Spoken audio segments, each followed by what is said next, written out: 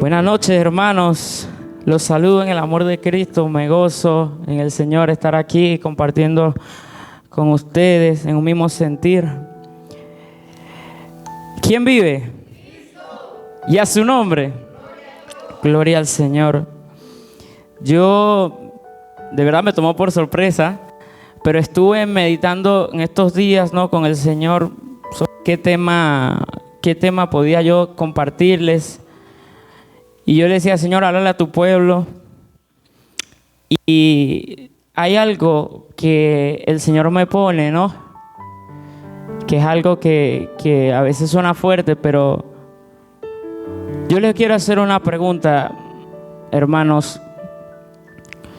Ustedes, ¿cuántos aquí creen en Dios? Todos, ¿no? Gloria a Dios, estamos aquí porque creemos en Dios.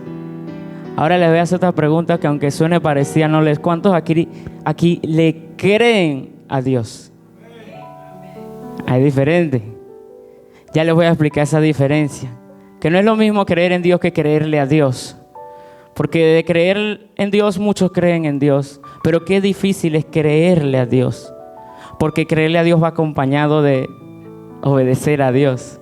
Entonces, por eso es más difícil creerle a Dios que creer en Dios. Pero ya vamos a hablar un poquito de eso. Y el Señor pone en mí esta palabra,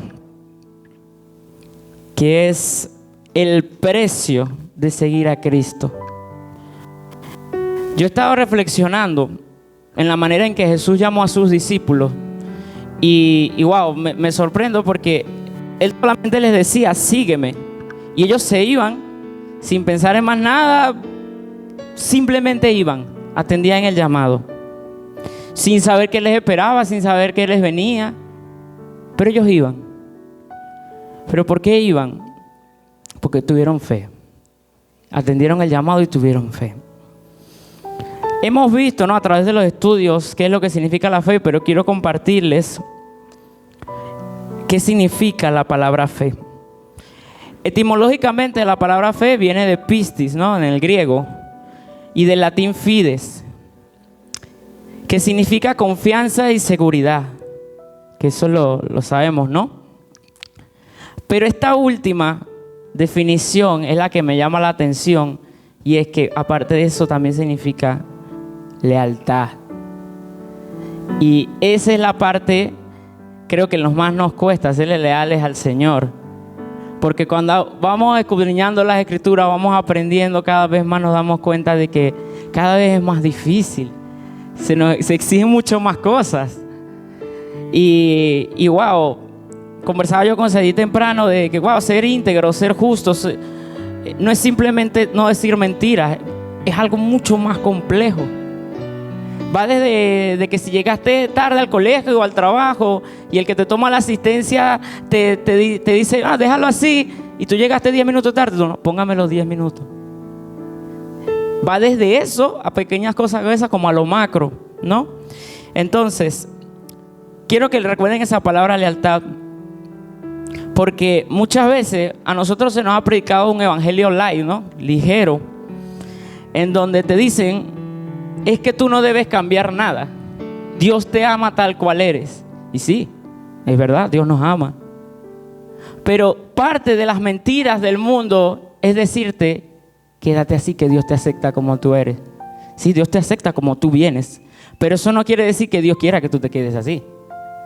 Entonces, esa es una de las primeras mentiras que ustedes como cristianos, hermanos, tienen que descartar. Esas son mentiras del diablo.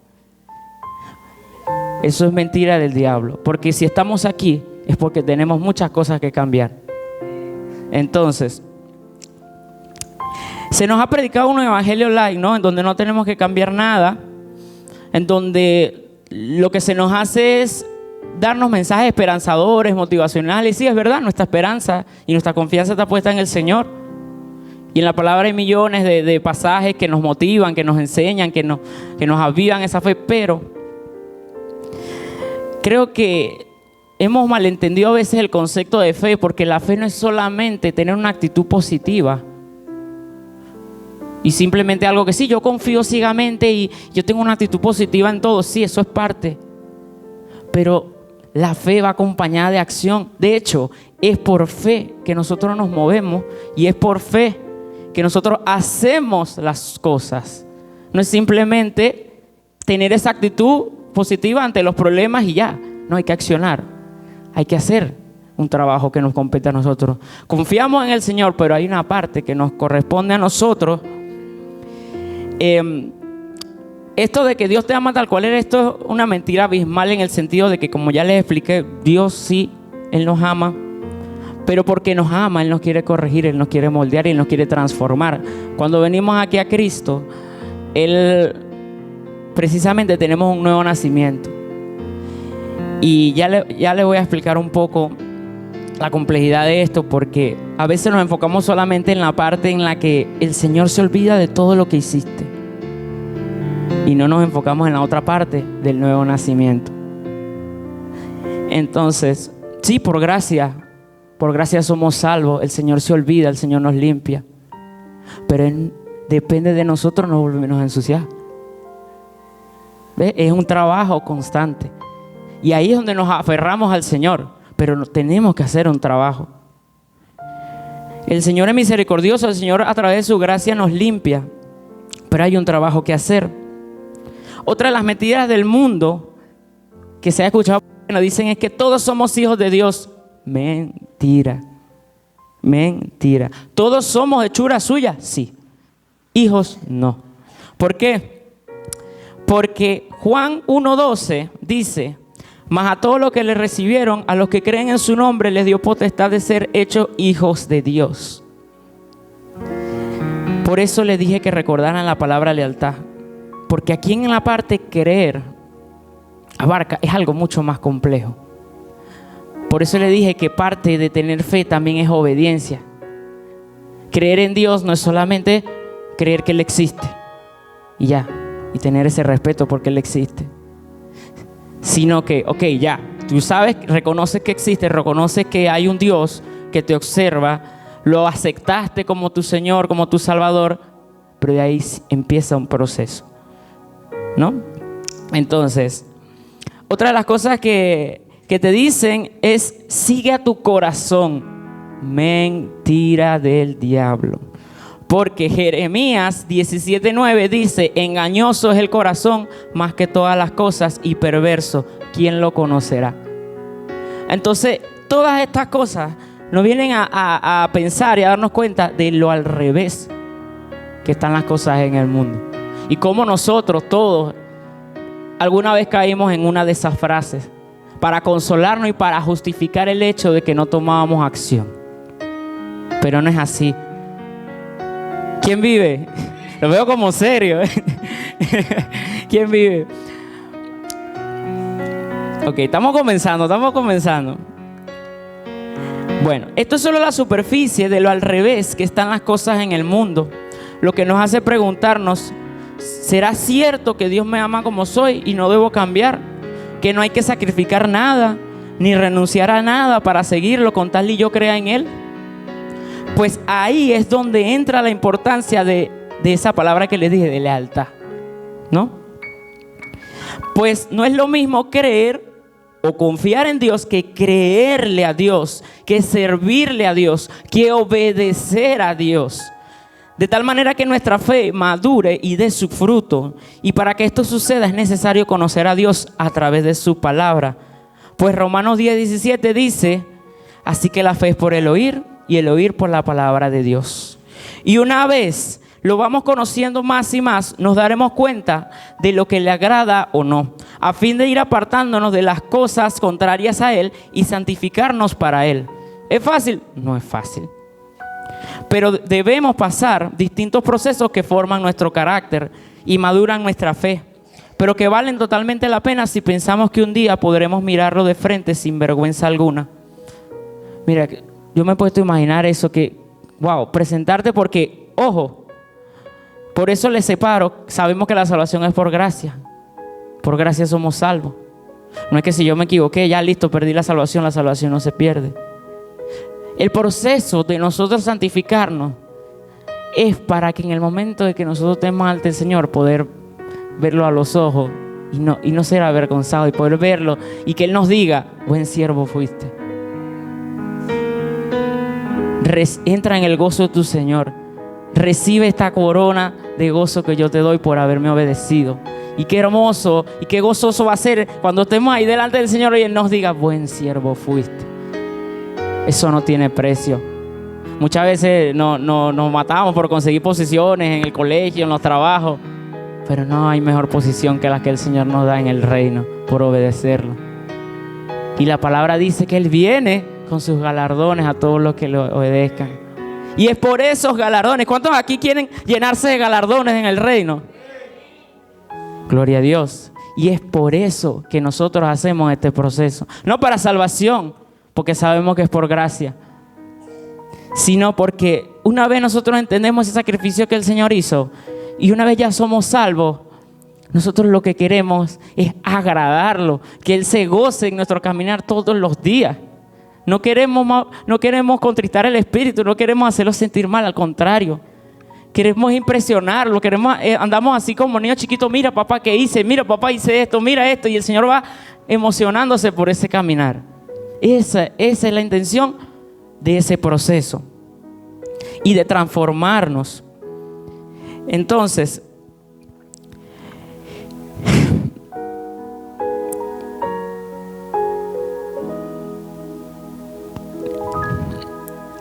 vamos a hablar, hermanos, de lo que implica entonces seguir al Señor, de cuál es ese precio. Ya aclarándole que no es para salvación, porque el precio para la salvación ya lo pagó Cristo, sino cuál es el precio de cuando decidimos ser discípulos del Señor. ¿Y qué significa ser discípulo del Señor? ¿Cuánto cuesta seguir a Cristo?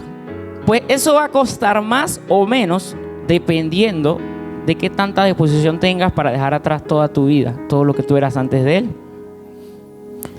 En el Evangelio, vamos a leer, hermanos, el Evangelio de Lucas, capítulo 14, versículos 25 al 33. Lucas 14, capítulo 14, versículo 25 al 33. Amén. Lo que lo tenga digan amén. Amén. Gloria a Dios. Y vemos lo que tienen ahí título, dice, lo que cuesta seguir a Cristo. Leemos la palabra en el nombre del Padre, el Hijo y el Espíritu Santo de Dios, y dice así: grandes multitudes iban con Él, y volviéndose les dijo: si alguno viene a mí y no aborrece a su padre y madre y mujer e hijos y hermanos y hermanas y aún también su propia vida, no puede ser mi discípulo. Y el que no lleva su cruz y viene en pos de mí, no puede ser mi discípulo. Porque ¿quién de vosotros, queriendo edificar una torre, no se sienta primero y calcula los gastos a ver si tiene lo que se necesita para acabarla? No sea que después que haya puesto el cimiento y no pueda acabarla, todos los que la vean comiencen a hacer burla de él. Diciendo, este hombre comenzó a edificar y no pudo acabar. ¿O qué rey, al marchar a la guerra contra otro rey, no se sienta primero y considera si puede hacer frente con 10,000 al que viene contra él con 20,000? Y si no puede, cuando el otro está todavía lejos, le envía una embajada y le pide condiciones de paz.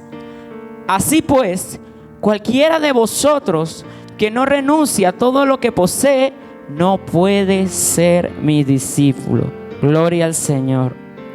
Padre, yo te doy gracias, Señor, por tu palabra, Señor, por siempre hablarnos, Señor. Que seas tú, Señor, tomando el control de esta palabra, Señor. Que seas tú hablándole a tu pueblo, Señor. Que seas tú, Señor, usándome como instrumento, Señor, para que tú te glorifiques, Señor, porque la gloria es para ti, Señor, hoy y siempre por los siglos de los siglos. Amén y amén. Es fuerte esta palabra, ¿no? Y algo que, comenzando, es que en el versículo 25, Jesús iba camino a Jerusalén, ¿no? Y lo acompañaba mucha gente, porque a Jesús lo seguían multitudes. En el versículo 25 de Lucas 14, dice, grandes multitudes iban con él. Entonces, por eso les pregunté al principio que cuántos creen en Dios. Y la diferencia de creerle a Dios, porque hay una multitud de gente que dice que cree en Dios, que conoce una que otra palabra que está ahí, pero no son discípulos del Señor. Y el Señor le dice a esa multitud como una especie de... Porque el Señor no hace secciones de personas, pero algo del Señor es que el Señor es verdad, y la palabra lo dice. Y Él tenía que dejarle en claro a toda esa multitud, si querían seguirlo, cuál era la realidad de las cosas. Entonces, en el 26 dice, si alguno viene a mí y no aborrece a su padre y a su madre, y mujeres, hijos y hermanos y hermanas, y aún también su propia vida, no puede ser mi discípulo. Wow. Primeramente, algo que llama la atención es que el Señor no se dejó entusiasmar por la gran multitud que había. Él tenía que hablarle claro. A veces vemos en distintos sitios que por miedo a que esa multitud se vaya, nos dicen las cosas o las suavizan. Y el Señor fue claro. El Señor no se dejó deslumbrar por esa multitud que había. Él necesitaba. Para ahí vemos que el Señor es más importante la calidad que la cantidad. Y Él necesita que todos los que lo sigan estén conscientes, como quien dice, de lo en que se van a meter. ¿Por qué? Porque Él sigue diciendo, ¿no? Él sigue diciendo, porque Él no quiere, el Señor no quiere que las personas lo sigan como sea. En el sentido de que sin saber, así todo, Él necesita enseñarlo, porque Él vino, fue a enseñar. Decían, maestro, necesitaba enseñar. Entonces en el 26 nos dice que el Señor dice que debemos aborrecer a nuestro padre, a nuestra madre, mujeres, hijos, hermanos, hermanas y hasta nosotros mismos para poder ser sus discípulos. La palabra aborrecer viene del griego miseo, que significa amar menos. Esto nos ayuda a entender el significado de lo que Jesús quiso enseñar al recordarnos que Él debe ser la prioridad número uno en nuestra vida. Aún por encima de la familia, pues el primer mandamiento es amarás al Señor tu Dios con todo tu corazón, con toda tu alma y con toda tu mente. Eso está en Mateo 22:37. Entonces ya entendemos, porque de repente la palabra aborrecer nos suena como fuerte, nos suena como odiar. Pero no es ese sentido de la palabra, porque si no el Señor se contradiría cuando dice que honremos a nuestros padres. Sino que el Señor,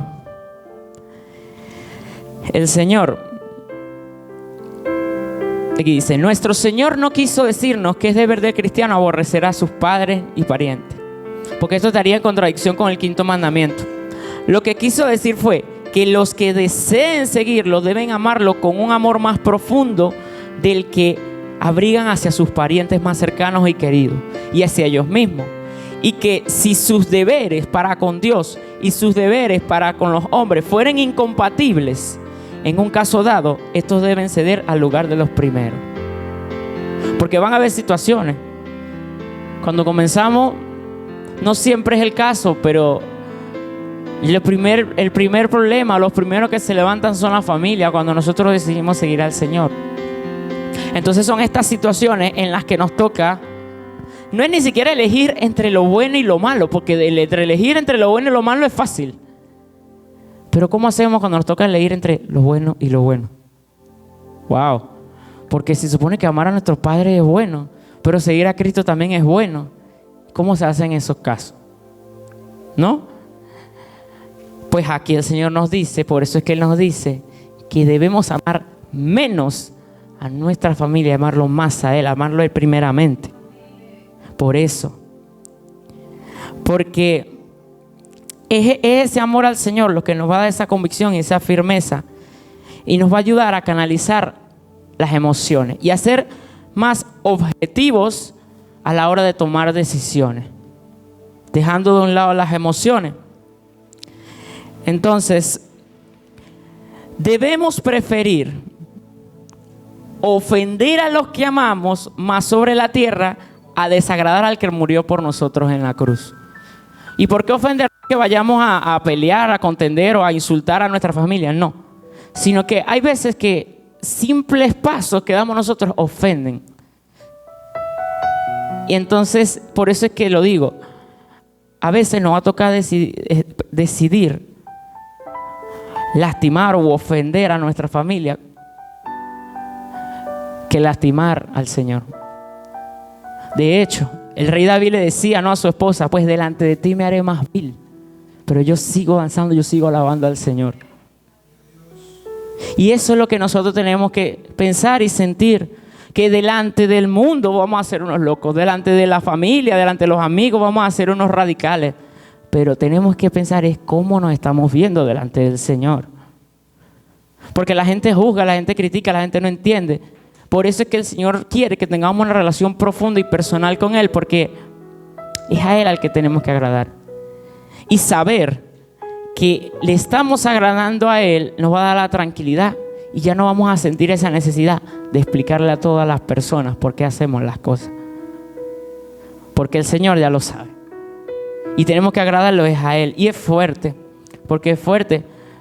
Porque por lo menos yo particularmente, yo soy una persona muy familiar y yo vengo de que a mí me gusta estar siempre con la familia, de reunirnos, de hacer esto, de hacer lo otro.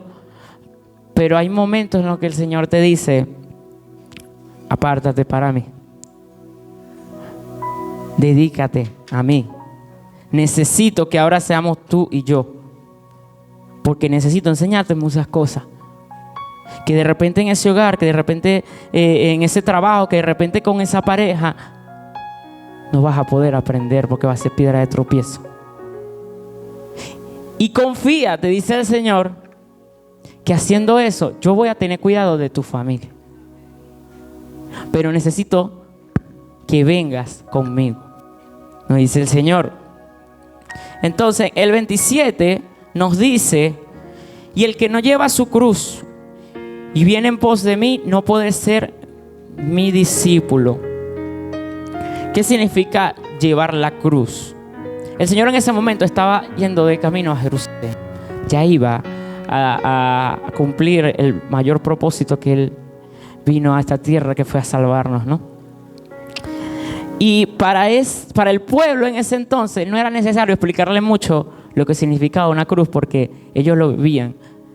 Para ellos la cruz era sinónimo de muerte, de castigo, de algo grave. De hecho, algo particular es que la cruz en ese entonces, eso no es algo que tú tomabas, era algo que era tu castigo.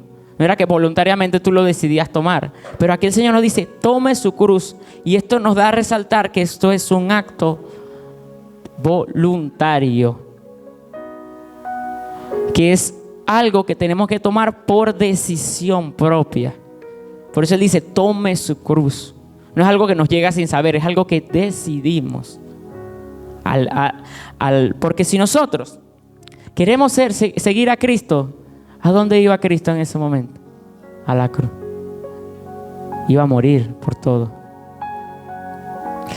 Entonces nosotros tenemos que aspirar a morir con Él, o tener la intención de hacerlo hasta el punto si fuera necesario. Esa es la convicción que tenemos que tener, a morir por Él si es necesario. Esa es la convicción que tenemos que tener nosotros. Ya el sacrificio lo hizo el Señor. Y el Señor ya murió y resucitó. Y Él murió por todos nosotros. Pero cuando el Señor nos manda a llevar nuestra cruz, a emprender ese camino con esa cruz hacia la muerte, pero no es hacia la muerte física. Ese camino que nosotros emprendemos con esa cruz para matar al viejo yo. Ese camino esa cruz que nosotros venimos cargando son nuestro pasado. Ese viejo yo que aún nos domina, que aún en ciertos aspectos nos domina. Y esa cruz nosotros tenemos que ir llevándola a su muerte, a que se cumpla. También, cuando nosotros cargamos esa cruz, cargar la cruz es que cuando nosotros decidimos seguir al Señor, van a suceder cosas. Van a suceder cosas, va a haber oposición, como les dije. Y mucha gente los va a tildar de locos, de radicales, que ya te lavaron el cerebro, que esto. Y van a empezar ataques, porque el enemigo no quiere que despertemos. El enemigo no le gusta. Y cada que le hablamos a una persona, cada que estamos abriéndole los ojos a una persona, le estamos hablando de la palabra, le estamos diciendo, mira, ya no sientas culpa, Cristo pagó por ti. Eso no le gusta. Y esa persona empieza a caminar, empiezan los ataques. Y es por eso que nosotros debemos, mira, mientras el Señor iba a cumplir ese propósito, ¿qué le pasó al Señor? Lo escupieron, lo insultaron, lo humillaron. Nosotros, si queremos ser imitadores de Él, no, también tenemos que pasar por eso, pasar por esas cosas. De repente no lo vamos a hacer de un sentido literal, como lo hizo el Señor, pero sí lo pasamos. A lo largo de este caminar como cristianos pasan cosas. Y es ahí donde se nos prueba a quién queremos agradar. Porque a veces, para que no nos digan nada, podemos tener la Biblia escondida o no hablamos nada. O tenemos la oportunidad de hablarle a una persona y no lo hacemos porque nos da como vergüenza. Porque esa persona nos conocía antes y entonces, ¿qué va a decir? Ya tú... A mí me pasaba que yo cuando veía a los cristianos, yo decía, que esos cristianos son un poquito radicales porque ellos de todo están viendo el diablo. Ellos en todo están viendo el diablo. Ellos hablan más del diablo que de Dios. Como ando yo ahorita, cuidado, y esto, y lo otro, porque nosotros empezamos a ser más conscientes, y no es que, ya uno entiende, y no es que veamos más al diablo que al Señor, sino que empezamos a ser conscientes del mover espiritual y empezamos a cuidarnos, ¿no? Hay personas que se van a los extremos y ya empiezan a ver demonios en todas las personas y no siempre es así. Para eso está el discernimiento. Y hay que tener tacto también, ¿no? Para hablarle y exhortar a una persona. Pero eso es lo que sucede. Entonces a veces por esa vergüenza de que de repente, pero tú antes hablabas de ello, mira, ahora tú eres o por cualquier razón nos avergüenza o nos da, pero que dice la palabra, no me avergüenzo del evangelio, porque es poder de Dios. Gloria a Dios. Entonces, nosotros no debemos avergonzarnos y debemos andar firmes, caminando con nuestra cruz, caminando con el Señor. Y acá dice, tenemos que soportar, está dispuesto a soportar persecuciones, humillaciones a causa del evangelio, tal y como Él lo hizo. Jesús no está pensando en deshacer los hogares, eliminando el cariño y la convivencia familiar. Pero si alguien pone por encima de todo el honor de su familia, el patrimonio, la herencia o el bienestar familiar, no podrá ser su discípulo ni trabajar con él en el proyecto de un mundo más humano. El seguir a Cristo, como le dije, es una decisión. En el 28 se nos dice, porque ¿quién de vosotros queriendo edificar una torre no se sienta primero y calcula los gastos a ver si tiene lo que se necesita para acabarla? Entonces el Señor nos hace una comparación como aquel que va a hacer una construcción. Bueno, allá el hermano Michael sabe. Cuando se va a construir, ¿no? Que se va a hacer una obra, un proyecto, cuando se va a sacar un presupuesto, ¿no, hermano? Primeramente se debe evaluar todos los costos antes de darle un precio, antes de asumir una obra, ¿no? La persona tiene que saber, el cliente tiene que saber el costo de todo. Examinar el terreno. Exactamente, examinar el terreno, gloria a Dios. Y el Señor hace esta comparación porque el Señor quiere que nosotros no tomemos esto a la ligera. El Señor quiere hacernos entender que esto es algo serio. Que si nosotros vamos a asumir, vamos a hacer un pacto con el Señor, Señor, desde este momento yo te sigo. No, entender la magnitud de lo que nos estamos comprometiendo. Porque el Señor es un Dios de palabra y Él cumple lo que Él promete. Y tenemos que tener mucho cuidado con lo que nos comprometemos con el Señor. Y por eso Él nos hace conscientes aquí. Él nos dice cuál es ese precio, cuál es el costo de todo esto. Para que luego no pase que no, es que no me avisaron, no, es que esto. El Señor nos habla claro desde un inicio. Desde un inicio nos lo dice. Y se lo dijo a esa multitud. Porque de repente la multitud, la mayoría estaba, porque el Señor ya había hecho muchos milagros y prodigios. Ya había hecho muchas cosas. Había alimentado a personas, ya había hecho... Y el Señor les habló claro, porque el Señor conoce los corazones y Él sabía que la mayoría de los que estaban ahí no tenían un corazón dispuesto a seguirlo. Y Él con eso les dio a entender cuál era el precio que pagar, ¿no? Entonces hay que evaluar los costos, ¿no? Pues el seguir a Cristo es una decisión que da inicio a un proceso de edificación espiritual. Y al igual que un proceso de edificación de una estructura física, se debe calcular o considerar los posibles costos de comenzar dicha obra y de lo que se debe invertir. Acá el Señor quiere dejarnos muy claro que ser su discípulo es mucho más que solamente aceptar la invitación. Requiere entender el nivel de lealtad y compromiso que hay que tener, porque el Señor es un Dios de palabra y de verdad, y Él lo que dice lo cumple, y Él necesita hacernos saber que con qué nos estamos comprometiendo, con el fin de no engañarnos y considerar todos los aspectos. El 29 nos dice: no sea que después haya puesto el cimiento y no parla, y todos los que lo vean comiencen a hacer burla de él, diciendo: este hombre comenzó a edificar y no pudo acabar. Hermanos,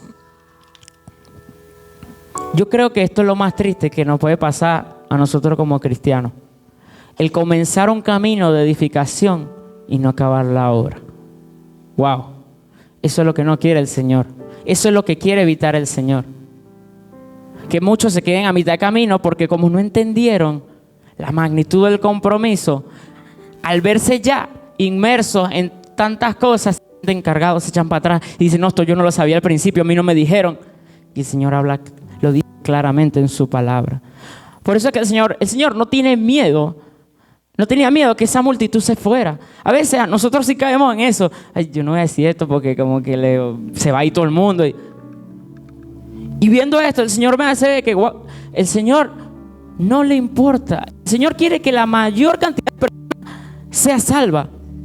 Pero como Él respeta el libre albedrío, Él necesita hacerlos conscientes de cuál es la magnitud del compromiso, para que solamente los que aún así, después de escuchar todas las condiciones, quieran avanzar, esos son con los que el Señor va a trabajar. Estén conscientes. Al Señor no le importa si de aquí queda uno, si queda solamente una persona. Con esa persona el Señor trae otra y trae otra y trae otra. Si esa persona, la palabra se le sembró aquí en el alma. Por eso es que no nos tenemos que dejar llevar, hermanos, cuando hagamos actividades, cuando estemos en un sitio.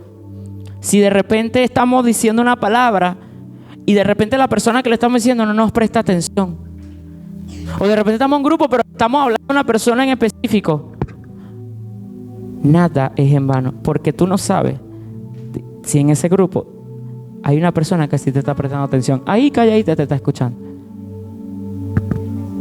y lo necesita. Entonces, y nos ha pasado, particularmente en el trabajo nos ha pasado, que a veces estamos hablando nosotros de un tema y por allá está otra persona como que le está llegando la palabra. Y gloria a Dios, de repente no era esa nuestra intención, pero por eso es que nosotros debemos llevar la palabra en todos lados. Debemos llevar la bandera de Cristo a todos lados. Y confiar en que si el Señor dejó un remanente de una persona, de dos, pues ese es el remanente que el Señor escogió. No nos engañemos por la vista. Porque yo me imagino ese panorama de Jesús hablando a esa multitud. Pero Jesús sabía que la mayoría estaba ahí por los milagros o por curiosear y Él sabía. Por eso les habla claro. Entonces, aquí vemos un ejemplo. Muchos de esos querían servir a Jesús, ¿no? Y así conocemos muchas personas que quieren seguir al Señor, que tienen la intención de seguir al Señor. Pero una vez que conocen cuáles son las condiciones, como que ya no quiero. Entonces, aquí vemos un ejemplo de eso. En Lucas capítulo 9, versículo 57 al 62, vemos una historia de los que querían seguir a Jesús. Avisan con la amén, hermanos, cuando lo tengan. Lucas 9, del 57 al 62. Gloria a Dios. ¿Todos lo tienen, hermanos? Amén. Dice así: yendo ellos, uno le dijo en el camino: Señor, te seguiré a donde quiera que vayas. Y le dijo Jesús: las zorras tienen guarida y las aves de los cielos nidos, mas el Hijo del Hombre no tiene donde recostar la cabeza. Y dijo a otro: sígueme. Él le dijo: Señor, déjame que primero vaya y entierre a mi padre. Jesús le dijo: deja que los muertos entierren a sus muertos, y tú ve y anuncia el reino de Dios. Entonces también dijo otro: te seguiré, Señor, pero déjame que me despida primero de los que están en mi casa. Y Jesús le dijo: ninguno que poniendo su mano en el arado mira hacia atrás es apto para el reino de Dios. Wow. Entonces, aquí vemos tres personas, ¿no?, que tenían la intención de seguir al Señor. El primero, ¿qué podemos resaltar del primero? Al primero el Señor no le dijo: sígueme. Él le dijo: yo te seguiré. Se ofreció.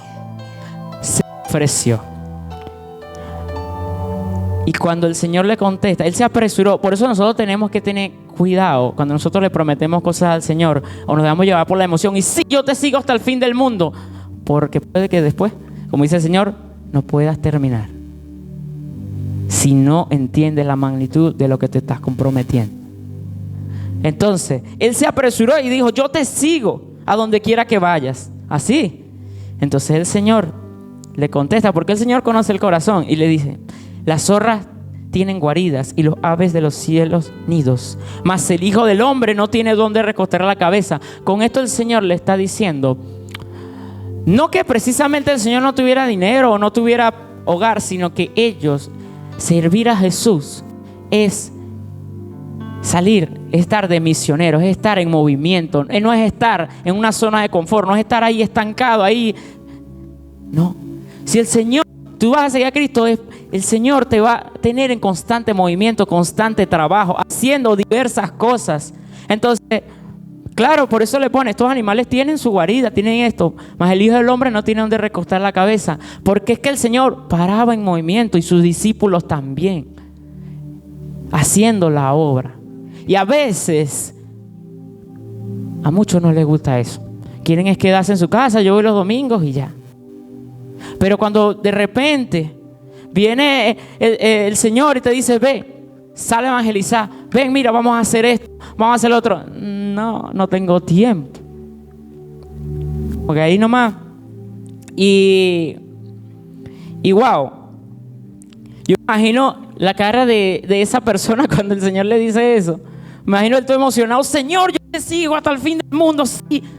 Pero yo no tengo esa vida, yo estoy moviéndome constantemente. Ay, me imagino que le cambiaría la cara. Pero el Señor tiene que hablar claro. Porque es que el Señor no, como les digo, Él no quiere que estén siguiendo a todos por gusto y que luego cuando Él vaya no, ya prefiere hablarles claros de una vez. Hay una libertad de decisión y por eso Él nos hace conscientes. Hay otro que ahí el Señor sí le dijo: sígueme. Y le dijo: Señor, deja que primero vaya y entierre a mi padre. Él no se refería a preparar un sepulcro y enterrar a un familiar, ¿no? Pues esto sería algo breve. sino que él quería vivir con sus padres hasta que fallecieran. Y esto era algo incierto, era un tiempo indefinido. Entonces, claro, estaba atado a eso. Entonces el Señor, ¿qué le contestó? Wow, el Señor: deja que los muertos entierren a sus muertos, y tú ve y anuncia el reino de Dios. Esa es la principal misión. Por eso es que Él nos manda a despojarnos de ese sentimiento, de amarlo primero a Él.